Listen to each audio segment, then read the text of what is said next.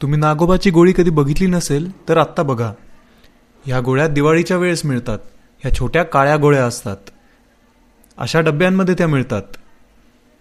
पण ही गंमत करताना कुठल्या तरी मोठ्या माणसाला बरोबर ठेवा. ह्या बघा त्या गोळ्या.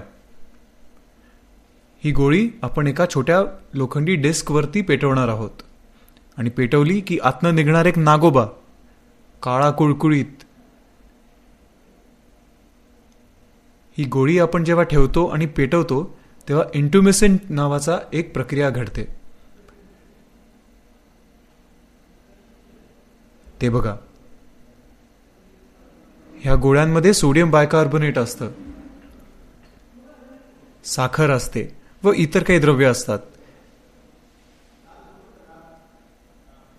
ह्यांना पेटवल्याने ते एक फोम तयार करतात, जो वाळल्यानंतर हा काळा रूप पाईपसारखा रूप घेतो आणि त्याच्यामुळे नागासारखा दिसतो किंवा काळ्या सापासारखा दिसतो.